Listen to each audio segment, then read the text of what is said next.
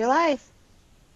Alrighty, thank you. Hello, everybody, and welcome to another edition of Wordfence Live. Today is September 1st, 2020. We're going to be getting started in just a moment. I see we still have some people joining in and get settling in here, so we'll be getting things going in a moment. We had around 300 before everything got kicked off, so thanks for hanging around and sending in your questions. I see we have some people guessing what the common issue is going to be across these three hacks that we're going to talk about. So today's episode, Wordfence Live, we're going to be covering the three worst WordPress hacks that we've ever seen here at Wordfence, and we've seen a lot of them. So my name is Scott Miller. I'm a customer support engineer here at Wordfence, and I will be joined today by QA engineer and threat analyst Ram Gall, as well as threat analyst Chloe Chamberlain. So we have a pretty exciting show for you today. Now, it's always best to learn from stories and firsthand encounters. So what we're going to be doing is telling you about these three separate stories today that we've seen. And these are the three worst compromises that we've come across here at Wordfence. And we're going to be walking you through the beginning to end of each one of those three incidents. So this is, to sort of commemorate the unfortunate and inevitable end of summer, so we can sit back and visualize a virtual campfire, and we're going to go over some horror stories of our own here of these three issues and these frightening WordPress hacks, and see what we come up with. Hopefully nothing too scary for everybody. Hopefully nobody's making these mistakes right now. So if so, you're going to get some good ideas, good things to change going forward and keep your site safe. So all three of these stories that we're going to go over today, these three incidents have the same intrusion vector. And an intrusion vector is a path or a way that a hacker is going to gain access to a site in this case. So before we get started, we want to hear your guess of what this intrusion vector is going to be. And we're going to see if you can predict how these three intrusions and what the three intrusions are in common. So Tim Cantrell, our lead customer support engineer, is going to be sharing a link in the chat with a form, and you can submit your guess there. You'll get one guess, and the first 5 correct guesses will win official Wordfence swag. So get your predictions in there. That form will be closed once we start talking about our first story. So as soon as you see that link to the form get posted, go ahead and get over there and submit your guess. So we will also announce the winner, the 5 winners to the Wordfence swag at the end of this show. So make sure you stick around for that. Now you got to enter your guess, as I said before this first story starts. So you'll have just a few minutes here. I see some guesses in the comments already. So make sure as soon as you see that link, you get over there and submit it. So if you're excited for today's stream, make sure you hit the like button, and we'll know to make more similar content going forward. And you can also hit the subscribe button and the bell. You'll get notified when we go live. We typically go live every Tuesday at noon, and that's 9 a.m. Pacific time. Let us know in the chat where you're viewing from. I'm streaming from just south of Pittsburgh, Pennsylvania today, and it's pretty nice out. I got a big window here. It's a little bit cloudy, but it could definitely be worse. So hopefully it's nice where you're viewing from today.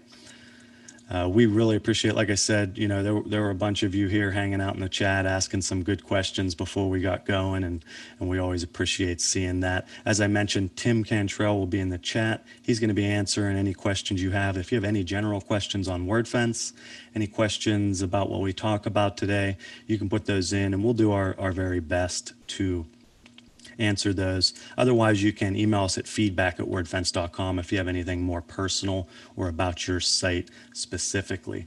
Now, we've been doing these streams for about 4 months now, give or take, so you can catch up on that content here on our YouTube channel.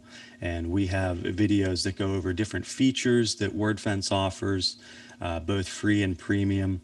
And we do some walkthroughs, setup videos. We also have Ram and Chloe go over some different vulnerabilities and how those compromises are carried out And those are really cool to see. So some of our more recent ones involve those. Last week we went over the 12 PCI DSS requirements to be compliant for that. So if you're running an e-commerce store or WooCommerce store, you can check that out. Lots of good tips in there.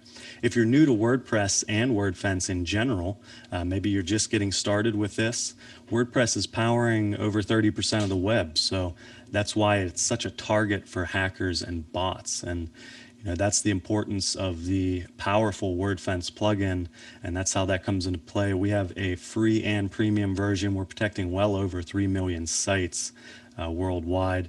I'm going to go over some of our premium features here in the middle of our show, such as the real-time IP blacklist and the country blocking, and I'll let you know some of those. In the chat, I see we got New York and the UK, Indonesia. So thanks everybody for joining us. I see Switzerland, Brazil. We really appreciate it.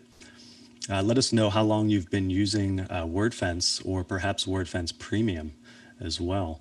Would love to hear that. We're broadcasting from Zoom to YouTube here, so be sure to not put anything sensitive in the chat. We'll do our best to moderate everything that we see. But if you have something personal, maybe a compromise on your site, or you need to talk about your site specifically, we recommend emailing into feedback@wordfence.com, and you can use the subject line Wordfence Live there. So as I mentioned, we are going to be talking about the 3 scariest, biggest hacks that we've seen here at Wordfence. And as I mentioned, we've seen quite a few of them. Remember to use the link that Tim is going to post in the chat to submit your guess for what the common intrusion vector is for those 3 hacks. And if you're right and you're one of the first 5, you're going to win the Wordfence swag, and we will be announcing those winners today at the end of the show. So before we jump in, let's bring in our first co-host here today, and that's Chloe Chamberlain. What's up, Chloe? Hey, how are you doing? Good. How are you? Good, doing great. Ram and I, we missed you last week on the show. Did you have a good Tuesday away from Wordfence Live? Yeah, I had a great Tuesday, went out hiking and mushrooming, but I missed being here with you guys, so I'm happy to be back. You got to take a little break then. I think you mentioned you were watching the stream with Ram and I. We went over PCI DSS, which is payment card industry data security standards. So as I mentioned, if anybody runs an e-commerce or WooCommerce site and you weren't here last week, that would be something you want to check out. We had 12 requirements to be compliant for that. So even if you're just running a non-e-commerce site, there's still a lot of good information in there. Now, Chloe, not long ago, you were a site cleaner, so you were seeing similar issues like what we're going to talk about today. You've probably seen some scary WordPress infections yourself. How long did you clean sites here at Wordfence? Yeah, I think I was a site cleaner for about a year. I think okay. A year. You've done quite a few things here at Wordfence, so yeah. So just so people know what you're doing now, you're pretty much finding the vulnerabilities that lead to sites needing to be cleaned now. So you're getting rules and signatures out to our customers before a compromise can take over their site, and ideally and hopefully that's preventing the sites from needing to be cleaned in the first place. Is that about right? Yep, that's the goal. That's the in layman's terms, I would say. Okay, so our second guest, let's bring in QA engineer and threat analyst, Ram Gall. What's going on over there, Ram? I heard we were telling scary stories, so anyways. I like it. Not much. Chloe and I had a busy morning. Turns out that there was a 0-day in a popular file manager plugin that just got patched. So we worked the first part of the morning getting a firewall roll out for that. We're going to hear some more about that in a blog post today, right? Yeah. It was the file manager plugin. It has 700,000 users. And the good news is that our built-in malicious file upload protection does protect against the attacks that were actually seen in the wild. but we did find a workaround for them. So Chloe wrote a firewall rule for that to protect against that workaround, and got it out just this morning, maybe an hour and a half after Gonzalo Cruz from Arsis actually let us know about this vulnerability. And again, it was patched just this morning. So if you have Wordfence, it should protect you against the attacks we're actually seeing in the wild. If you have Wordfence Premium, that should protect you against any workarounds, which were, well, the plugin's been patched, so the workaround no longer works. So we will probably be talking about that in the blog post as well.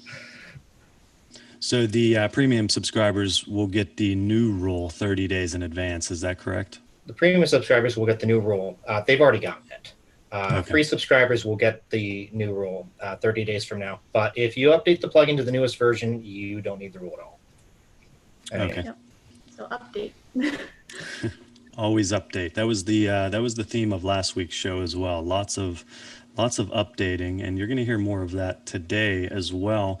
And this is probably the last chance. So if you're seeing the link into the comments here, into the chat, go ahead and submit your guess if that form is still open, because we're going to be getting into the 3 scariest hacks and compromises that we've seen here at Wordfence, and there's been a lot of them, right? I mean, you two have also prevented a lot of them as well, so that's another good thing.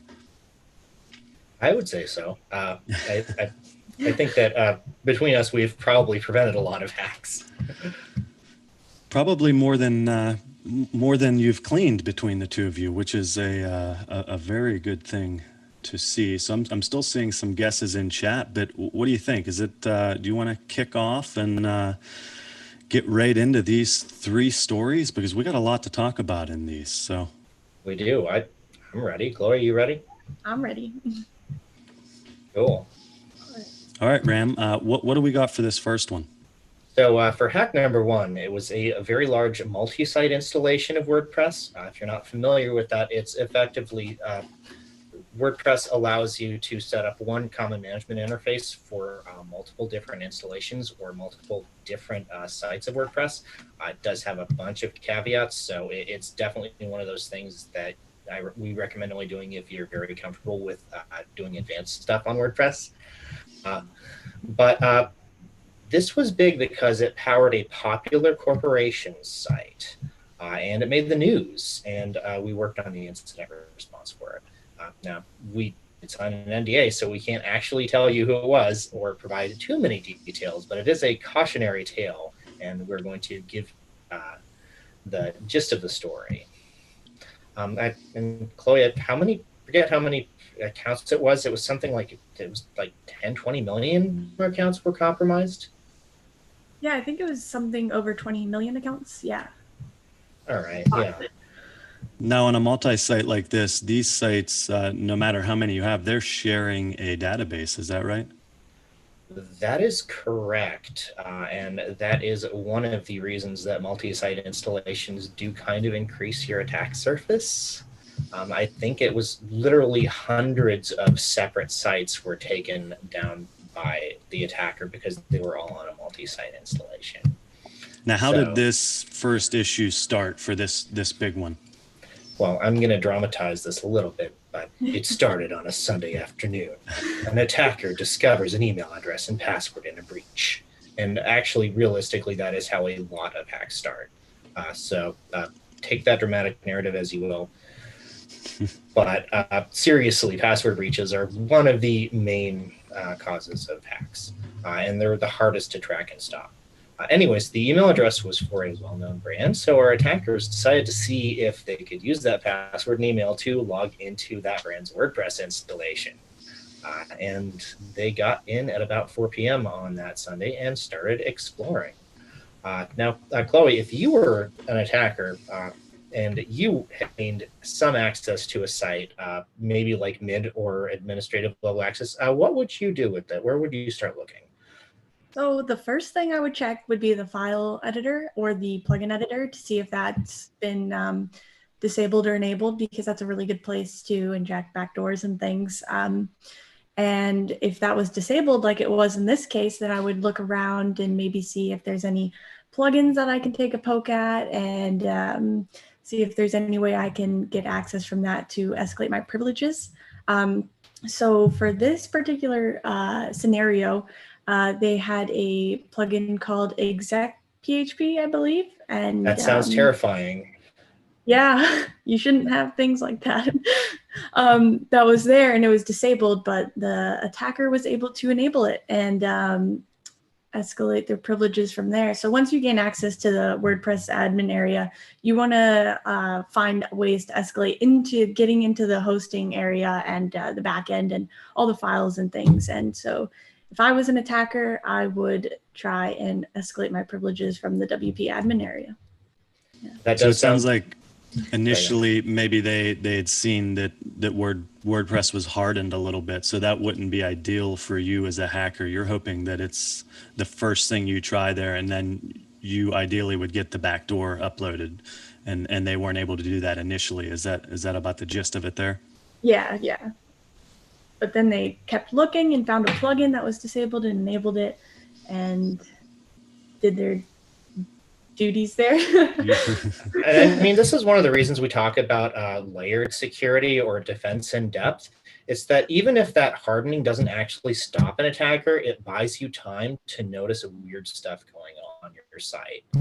Yeah. I mean, in this case, it looks like the network and security teams for the site weren't really aware of what was happening, even though they started messing with the database. I guess about 2 days after they got in, they generated and downloaded backups of the entire database and of the WordPress directory. The company's security team still didn't notice, despite the hardening buying them some time. And I guess they were also running a vulnerable operating system. Chloe, can you tell us more about that? Because you've done the OSCP, and I think you've probably actually seen this type of exploit in practice. Yeah. So basically, once they got backend access with, so the WordPress site itself is most likely and should be on its own user account. So it's going to be like www or something like that as the user. And once you get that web shell or backdoor way into the admin, the file area, I guess I would say, you then, as an attacker, you want to find a way to escalate your privileges to root. And so basically with this scenario, they had an out-of-date kernel, I believe. And so the attacker did some enumeration to figure out if there was any vulnerabilities for this out-of-date version. And basically what they found was that dirty cow. So the server was vulnerable to dirty cow. And so they likely just pulled the exploit from exploitDB or similar and used that to gain elevated privileges as root. So yeah, dirty cow, I think, is a vulnerability that has to do with race conditions and stuff. But essentially it gives you root access on the server. And then once you have that root access, you can do all sorts of different things because you have the highest level of permissions, and it's very bad. I was going to say, so once you get root access, it's pretty much all bets are off at that point. It's the icing on the cake for them. Yeah. And I mean, at that point, they can basically maintain persistence. So even if you clean the site, they still have root access. Yeah. That was kind of tricky. And I guess that they didn't actually get caught until they defaced the site, which, it's unfortunate that it took that much to get caught, but I'm glad they were dumb enough to do that. Now at the point that they had gained root access, was it known that the sites were hacked at that point and that they had any sort of level like that? No, it looks like the site owner was unaware until the attackers actually defaced the site. And at that point, the attackers stopped doing any sort of activity. So it looks like they may have had a backend shell still connected for further work, but they stopped messing with the admin interface after defacing the site. And this eventually led to some customer data being exposed. Well, yeah, when they exported the database, that it looks like that netted them somewhere over 20 million customer accounts. So that's really bad. And the company running the multi-site installation shut the entire system down for incident response, which is probably for the best. Yeah, that's a phone call that you do not want to get when you're running these sites or some sort of an administrator. That's a horror story right there. That's just not going to be something that you want to hear. So the entire system was shut down at that point, and then how long does something like that take to fix at that point with that number of sites? Honestly, I don't think neither of us did the clean for this one, but something like that would probably take days. Yeah, I'd say maybe a week-ish, maybe more. It would take a while. Yeah. It depends on how many people you have on it and how familiar they are with the system, but I wouldn't feel comfortable giving like less than a 72-hour SLA for something like that. Yeah. So anyways, the morals of the story, don't reuse passwords. Yeah. That's always good to follow, no matter what you're doing, as far as if you're running Sally's Cat blog or even if you're just logging into a few things. There's so many solutions out there to use that can make it easy to use unique passwords. So that's always something good to follow. But wait, there's more. And use strong passwords. Make sure they're not easily brute forceable. Yes. Yeah, also, don't use your company email address as a login on sites that don't have robust security, because remember, it was another breach that led to this breach. And you know what? This breach probably led to more breaches too. And yeah, use two-factor authentication everywhere. Yeah, and if you have plugins that you're not using, make sure you delete them instead of just deactivating them, because if someone gets in and you have that plugin, and perhaps you've like hardened your WordPress to not allow plugins to be installed, and you have a plugin on there that's deactivated and not in use, and someone can activate it, and you can have a real problem on your hands. With the hardening Wordfence, I know Ram and I talked about it. I believe it was last week. You can, literally just Google that, and you're going to get a WordPress page and a guide to help you with that as well, which has some good information. So if you're curious about doing that, definitely Google that and follow some of those steps there. Yeah. Also, patch your servers, because honestly, you do not want anyone ever getting root on your server, even if they get everything else. And maybe put web servers that are intended to serve your customers in a DMZ, or basically make it so that if you have any web servers are separate from the rest of your corporate network, so that people can't pivot from owning your WordPress site to owning your accounting. If you have like a large network and stuff, you want to make sure you have all that network security in place, like intrusion detection systems, firewalls. It'll alert you when something is not normal, when there's detections attempted. One other thing, it just came to my mind and just left my mind at the same exact time. So one moment while I think about that. Were you thinking about canaries? No, it literally just went in and out. Oh, a SIEM, a system and SIEM, system event, SEIM, system I don't event. remember what it stands for either. Yeah, something, it aggregates all your logs and stuff and checks for intrusions and monitors that. And a lot of those have alerting capabilities to alert you when something abnormal is going on, so that right when that person got that login, you, like if an administrator logs in from an abnormal location, for example, hopefully you would get alerted right away, so you can just stop everything like right as they logged into that account, rather than going on for a couple of days. And Wordfence actually has an option to do that, to notify you if an administrator logs in from an unknown device or IP address. So turn that on if you run any sort of enterprise site with WordPress. For sure. Now that pretty much wraps up the first story. So hopefully everybody who's watching got an idea there of what went wrong initially. And that's going to play into our second story. Ram, what do we have for this? Well, this one also happened on a weekend. An agency in Brazil is notified by a client late at night that his site is redirecting to another site and attempting to install a malicious Flash player on a site visitor's computer. So malicious redirects are actually a really common thing, and that's a super common way for it to happen. Like an attacker will just either add a malicious JavaScript or change the site URL to redirect to another site, and usually it's something like Flash player download or like, security alert from Microsoft, trying to tell you that you have a virus, even though you don't yet until you download their thing. But the main reason this is one of the worst hacks is because of the extent of these sites affected. So the agency requested a site cleaning for the client site from our security services team, and we found 30 sites on a single hosting account. Now, I think we may have mentioned this in last week's program that having lots of sites on a single hosting account and not separated is a really great way to increase your attack surface. I think we mentioned that just about every week. Yeah, we do, honestly. And we're not actually trying to make hosting companies more money, but seriously, keep your sites separate or on separate hosting accounts, or at least in separate user accounts. Like there is a way to do that on a single hosting account. It's called CH rooting or chrooting.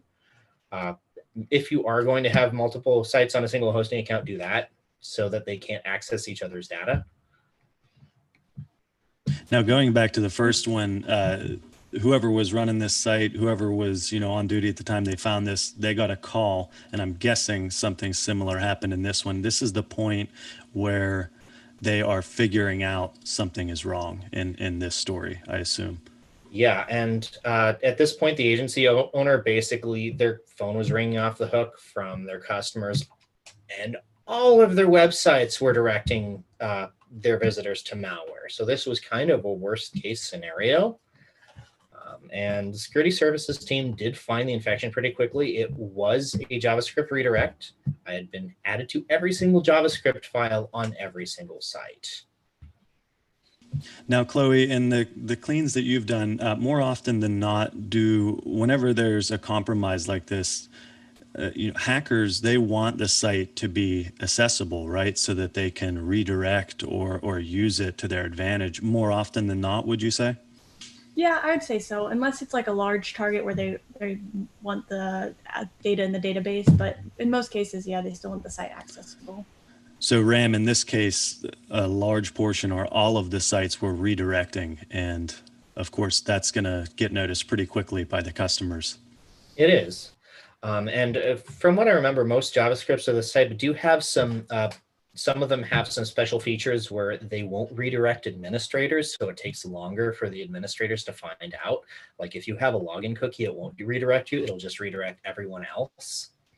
And that's a fairly sneaky way for them to avoid detection for a little bit longer. But in this case, it was an agency. The customers did find out pretty quickly. The main reason that cleaning the site was a challenge is because, well, it was on a shared server, and the server space was nearly maxed out. So there wasn't a lot of room to work with. There wasn't a lot of room to, make backups, download the backups, clean the backups, replace the site with a cleaned copy. Apparently, we had to pull off each site individually and clean it one at a time. So that took much longer than a typical cleaning. Yeah, and Chloe, you've been in our security services team, so I think you're more familiar with the procedures we use in particular. But I think that we usually back up the whole cPanel account, and that wasn't possible. Yeah, and then take that offline and do that offline and then re-upload it. So when there's not enough space on the server to re-upload the files, it makes it really difficult because you want to be able to take the clean files, upload them, and do a quick swap out so that nothing is offline for our customers while we're doing that clean. And so when it's full, you have to do all sorts of workarounds to make sure that nothing's getting messed up, and you don't want to take the site offline and have issues uploading the site, and yeah. Yeah. So it'd be around that point where we would be, once we get everything transferred over, we're going to be looking into the logs to try to figure out what happened here. Yeah, it does look like, that's one of the problems when you have that many sites on a single hosting account, is that you have to look through the logs for every single site on the hosting account before you can figure out what happened. And 30 sites is 30 log files. And depending on how you keep your logs, hopefully you keep them long enough to actually record, the last few days at least, if not the last few weeks. And depending on how busy your site is, these logs can be, like hundreds of megabytes long, and that can take a really long time to go through. So, any guesses as to what it was this time? The actual cause? I think we probably have some guesses. I'm still seeing guesses in the chat. But yes, it was compromised credentials. It was compromised credentials. The attacker overwrote the theme's 404 file with a backdoor as well, which basically meant that they were able to maintain persistence even after, the site owner initially tried to, if the site owner might have tried to kick them out by changing the password, the attacker would still have a backdoor via the 404 files. And one of the scripts using the backdoor appended the JavaScript to every single JavaScript file on the site.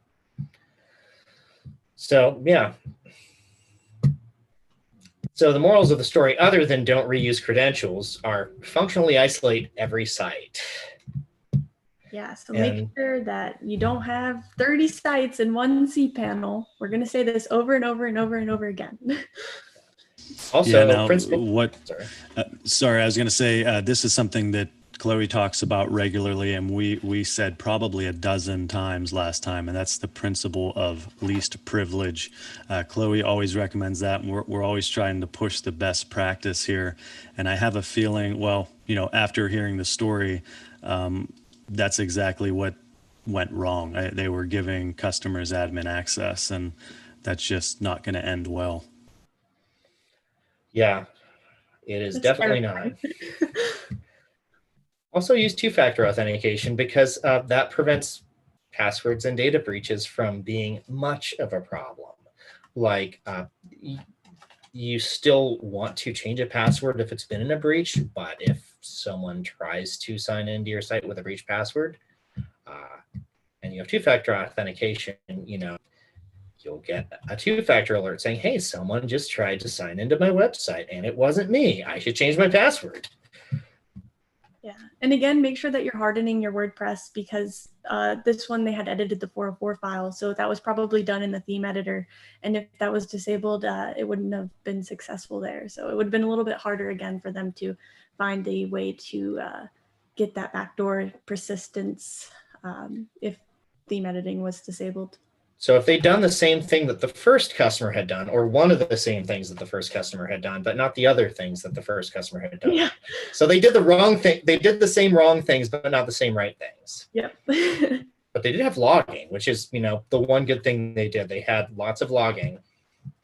Yeah, that's very important to figure out what happened and how you can prevent it from happening again in the future. So it's definitely very important to have that enabled. And I mean, everyone is eventually probably going to get hacked somehow or another. But if you have logging in place, you can find out how it happened and then not get hacked that same way again. Yeah, then you can do a lessons learned review and figure out what to do for next time. Now, Ram, Dave had a question in chat about what you said about changing the ownership of websites on the same hosting service. And I remember you talking about that at some point over the past few weeks. He was asking if you could point him in the right direction for more information on that. Basically, what you'd want to do is maybe do a Google search for separating user accounts on a hosting server. I'm having trouble coming up with actual search keywords, but what you'd effectively want to do is give each website a unique user. That's basically where the group the Apache group has read access to those files, but only the user has write access. So that way the files can be served, but the users can't view each other's files. That would definitely be recommended. And as we mentioned, depending on what kind of hosting you're using, there are different options, but that is definitely recommended as well. Before we move on to the third story, though, we're good on that one, right, Ram? We summed up pretty much everything, the lessons learned there. Yes, I think we summed up the lessons learned from the second. And to sum it up even more, change your passwords and don't use the same password on all sites and for all of your logins. So try to switch that up and being as unique and complex as you can. But before we go to the third story, we just want to take a moment to thank our premium subscribers, because thanks to you, we're able to get on here every week and do these streams.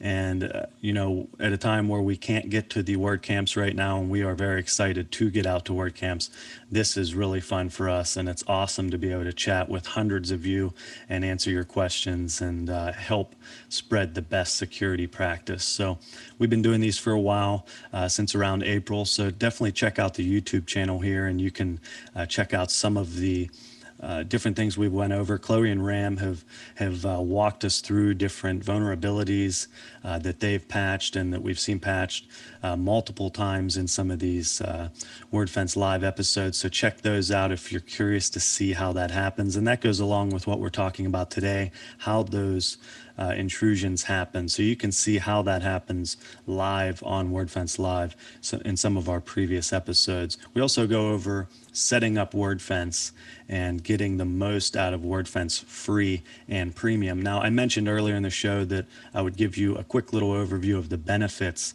of becoming a premium subscriber. And you can do that by purchasing a Wordfence license on wordfence.com or through Wordfence Central, and you get the real-time IP blacklist, which is an awesome feature that works automatically once you put your license in, and it pretty much protects you from the worst IPs that we see attacking WordPress and Wordfence sites at any given time. We maintain the list and we pull the IPs off the list whenever they're no longer being malicious. And it's a much easier way of blocking IPs. It's just a list that you do not need to worry about maintaining.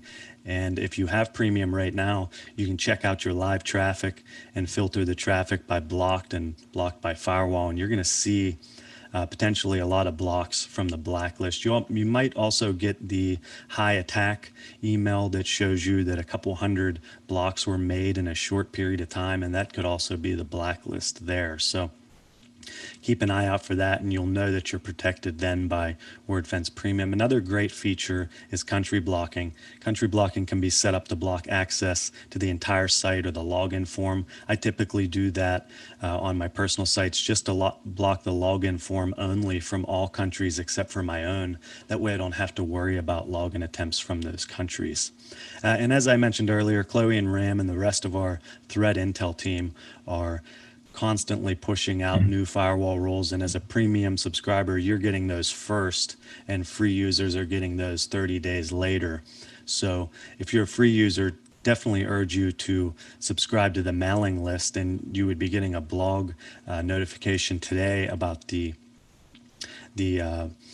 vulnerability that we talked about at the beginning of the show. So subscribe to the mailing list and you're going to be notified potentially before anywhere else that there is a compromise in a plugin, and that'll help you get updated and know that you're protected. All right, Ram, let's jump into this third story here, and I think we may have a pattern going with what's going wrong in these compromises. So let's get into it. Oh, we do. So this hack gets into the top three because it looked like the site wasn't really vulnerable at all. They were running Wordfence Premium. They've removed plugins and themes they weren't using, and they had, strong passwords that weren't reused, or maybe they were reused. Anyways, two-factor authentication and everything they needed to stay secure. And it looked like they were doing everything right, but they still got hacked. And This happened in 2018, and yes, it looks like it was in fact reused passwords. That was the theme of the hacks, just not in the way you'd expect. So it started when our customer service team raised the alarm about the problem that several users had had in the past few days. And they all reported the same malicious plugin named Plugins a Monsters installed on their site. Now, Wordfence did alert them that this malicious plugin was installed, but apart from that plugin, the sites were clean, and there were no commonalities except for Wordfence and Jetpack. And it turned out that every site that had this problem had Jetpack set up to allow the sites to be managed from a WordPress.com account. So we discovered that the plugin had actually been installed via Jetpack itself. Now, that's not to say that Jetpack is vulnerable, and we didn't expect this to be the case, but we did some testing to make sure. So first thing we did was roll out stolen credentials.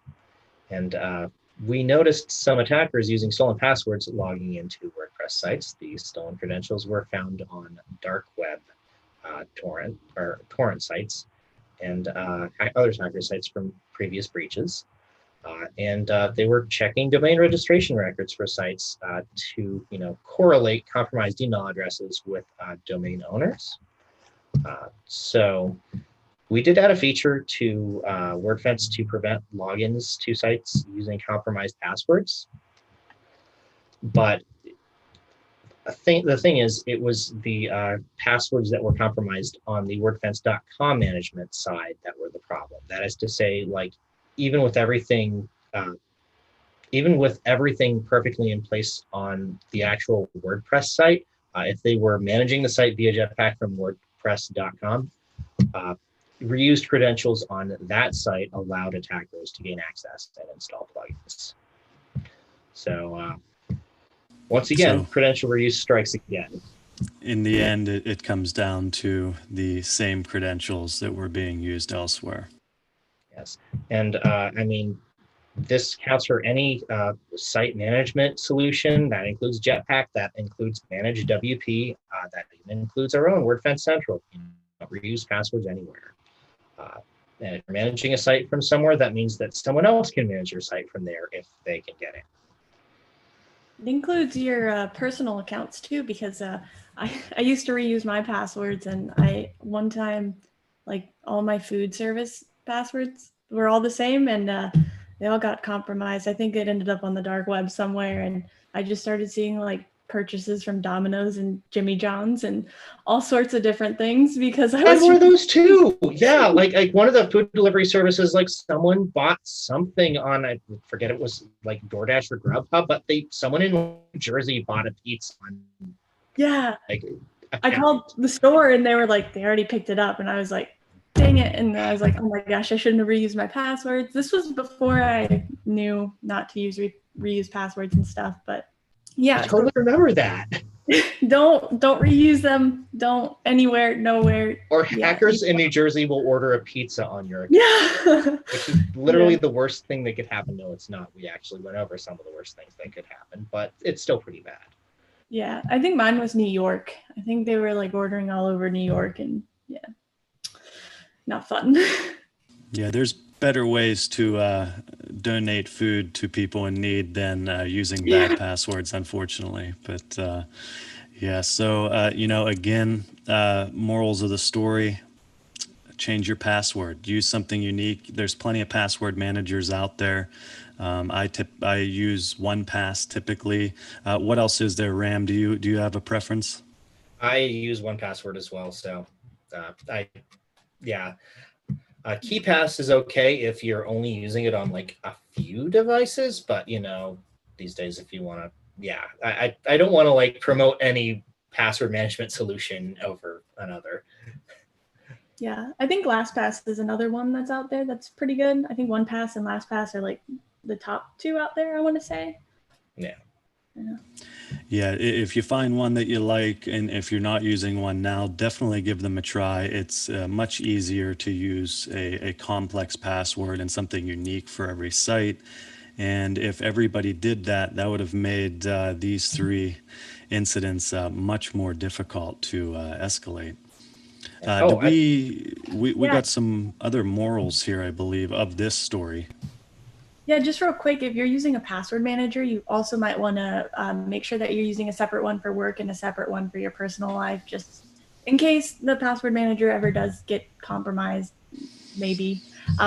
You have those separated so that your work is separated from your personal stuff. I do that at work right now. So we have our work one, and then I have my own personal one. Definitely good advice to split it up. I see Bitwarden also recommended. I do not have experience with that one, but I'm sure it does something similar there. We also mentioned two-factor authentication. Use it everywhere that you're able to set it up. Really, it's just another best practice, and that was a feature we made free in the WordPress or the Wordfence plugin a little over a year ago, I believe, with login security. So if you're not using it on your site currently, you can do that for free. It's a free feature, so go ahead and enable that. Do we have anything else on this story, Ram? I mean, realistically, the moral is just create as many hurdles as you can, slow attackers down, and have something in place to detect when something weird is going on. And even if they get their foot in the door, if you catch them before they do more damage, the faster you can catch them, the better. So Yeah, defense in depth is really important. You have to have as many layers to the onion as you possibly can. and I mean, like, I mean, two-factor authentication, even that's just a layer, but it's a fairly difficult one to bypass. I mean, yes, it's true that you can, hijack a session or phish someone, but that's not trivial. Someone has to be targeting you, and you have to fall for it. Like, yes, don't give someone your two-factor code if someone from the bank calls you and is like, "Hey, can I have your two-factor code?" after you've just logged in. Don't do that. I think there was something with like a fake Amazon two-factor thing where hackers were getting like two-factor codes pretending to be Amazon or something. Yeah. And the hardest part is that a lot of, like a lot of companies and a lot of banks, they'll call you and they'll follow or they'll send you emails that look like phishing emails. And that's one of the biggest problems is that, legitimate emails look like phishing emails. So some degree of paranoia is good. Yeah.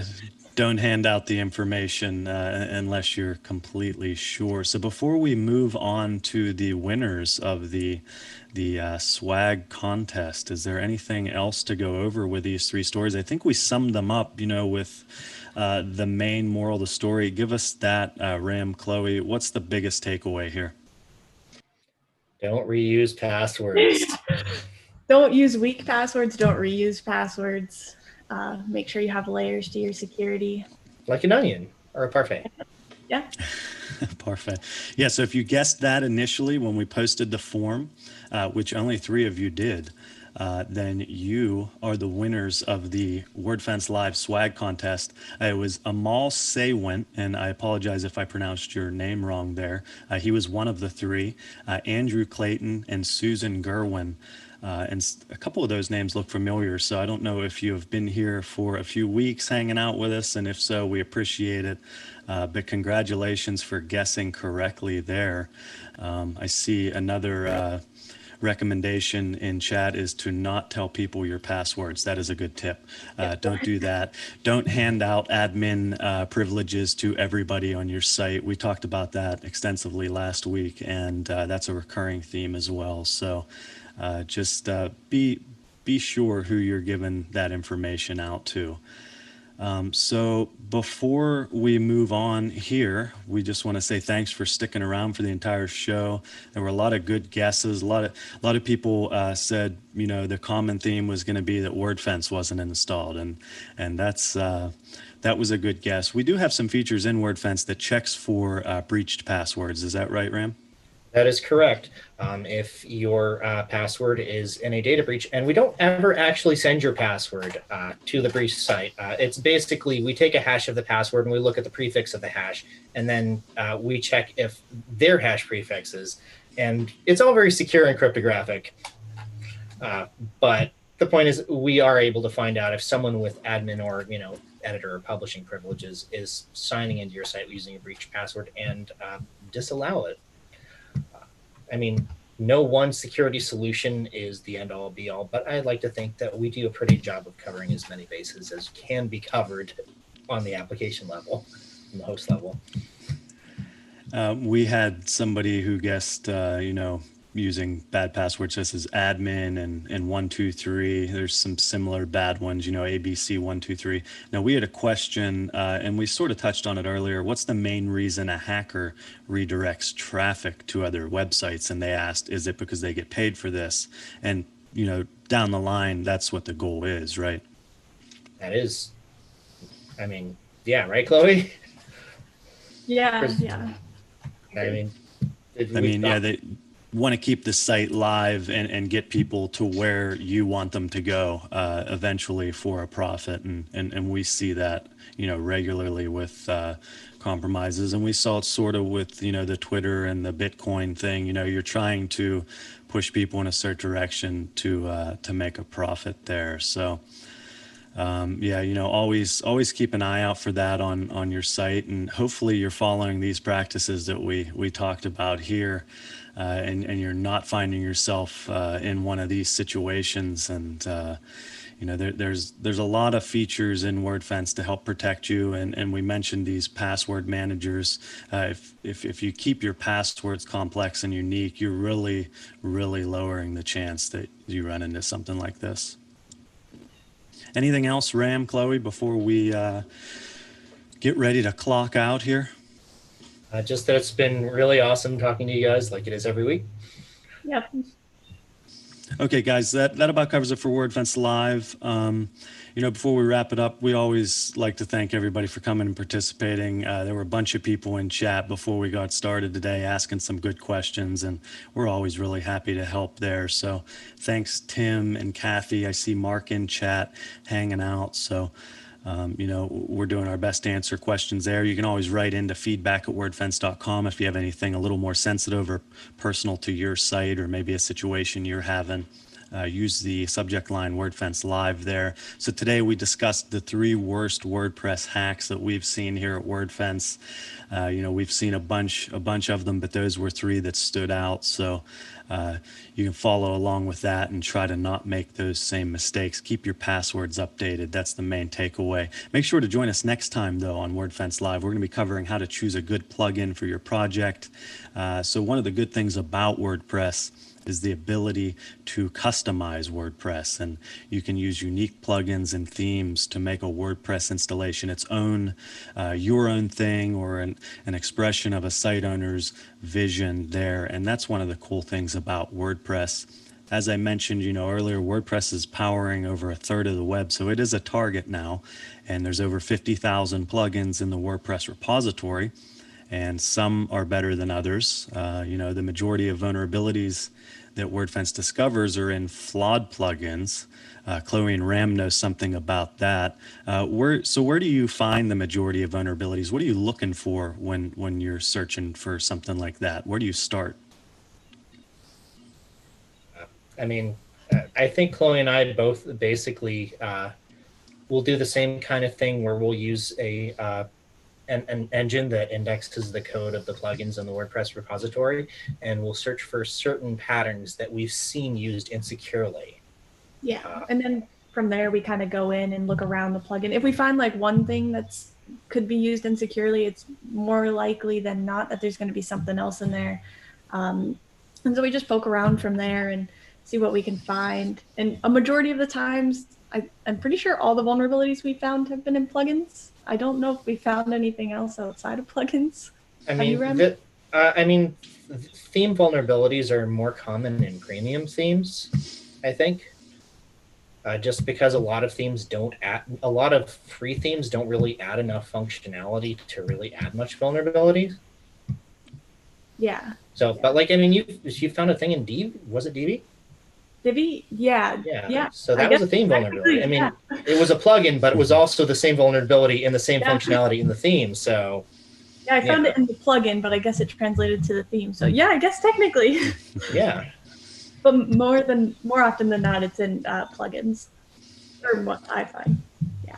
Well, I mean, like, you two and the team have been finding a lot, so it's there's a lot of blog posts, a lot of mailing from the mailing lists with these issues that we're finding. So you two are two of the best at finding this, and similar. When we talk about this next week, we're going to be helping you determine, what plugins are going to help you and be best for, your business or your needs, depending on what kind of site you're running, how you can tell if something is safe, and if there's ways to predict whether a plugin is going to be good for your site or potentially something that could be flawed. So you're going to want to check out that episode before you start installing plugins. Maybe you're just getting ready to start a new site. Maybe you're going with an e-commerce site. So you can check that out and use the information that we give you whenever you go to start looking for plugins. So if you found this stream to be helpful, hopefully you enjoyed those three stories. I'm sure the people involved didn't, but hopefully the information is going to be helpful for you. Go ahead and hit the like button underneath the video. Let us know that you want more of this type of content going forward. Now, we have new live events that come out often, and it's typically every Tuesday at noon Eastern time. That's 9 a.m. Pacific.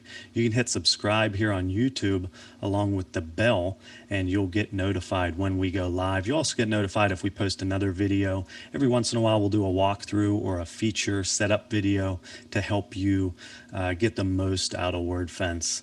And there's a lot of features on there. And as I mentioned earlier, you can check out the YouTube channel if you need help setting up any of the features there. We go over a good many features on the YouTube channel here. So subscribe to the mailing list. It's something that's going to keep you alerted and up to date. Might be the first you hear about a new vulnerability. You can find that on the wordfence.com site. That'll be in the footer. We mail just on a few things typically. So new blog posts detailing security issues that you need to be aware of. So it's a great heads up to potential new issues that could affect your site. I always recommend it for free users who aren't getting these new firewall rules immediately, like the premium users are. But if you're a premium user, definitely sign up as well. That way you know what's going on, you know the news, you can update your plugins and stay protected there. As I said, thanks to the premium customers who allow us to do this. You can become a premium customer and support us by buying a license for your site. That's $99 for a site. However, that also protects your dev site or your staging site as well. So you can put all of your sites that are protected on WordFence Central, where you can also upgrade to premium plugins from Central. But Central, if you're not familiar, is a great free tool from Wordfence. It's wordfence.com/central. You can monitor and configure all your sites that use Wordfence there. It's free to use. You can set up alerts to be sent from all of the sites rather than getting alerts from individual sites. If you notice you're getting a lot of alerts lately, maybe just set them up in Central and set up a summary. You'll get one email that lets you know everything that was found in the scans. So that can be very helpful for alert fatigue. A few more things to check out. We recently released a tool called Fast or Slow. So a lot of you have a website. Go over to fastorslow.com. You can put your website in there, and it's gonna let you know what your performance is like. Fast or Slow, it's a global performance monitoring solution. So it's going to report on the most important factors for your users' experience, your visitors. So if you're visiting your site, you're not sure how it is, if it's fast, if it's slow, go over to fastorslow.com. Put the URL in, and it'll give you a good report. You can also sign up to get future reports for the site as well. Also, open.film. Open is a film about the WordPress community. Lots of good interviews, a great look at WordPress and the general feel of a WordCamp. If you haven't been to a WordCamp, or if you have been to a WordCamp, check out open.film. You can visit the URL open.film to watch that. It's a short film, around 13 minutes. Very, very cool look at the people working on WordPress. And it really has that atmosphere, the feel of the community. Everybody is so cool in the WordPress community. And that's one reason why we love going to WordCamp so much. I know all three of us are very excited, and the rest of the Wordfence team here. I'm sure a lot of people are excited. Google is currently reminding me that I have a reminder, so thanks for that, Google. So last thing here, we have a podcast hosted by myself and produced by the awesome team. Typically, you know, I'm going over things that Chloe and Ram find on a weekly basis. They're putting a lot of work in, just like the rest of our threat intel team. And Kathy helps produce that for me. So it's an awesome 5 to 10 minute podcast. You can check it out on Spotify, iTunes, and it's a good way to get a summary of the week's events, what we have in security. It might be WordPress, it might be browser related, security in general. So check that out if you got 5 to 10 minutes. It's a fun podcast, and you can also see that at the bottom of the wordfence.com page right next to the mailing list. As we said, if you have any questions for us, send it over to feedback@wordfence.com with the subject Wordfence Live, and we'll get an email back to you. All right, Chloe, Ram, I think we are about ready to head out for today, but we'll be back next week, right? Yep. We will. I look forward to the week. And yeah, it's been great being here. Hopefully the stories weren't too scary, but come back next week and we'll hang out with you again. But until then, we're clocking out. So have a good rest of your week and hope everybody's doing well. We'll see you next week. Thanks, everybody. Thanks, everyone. Thanks.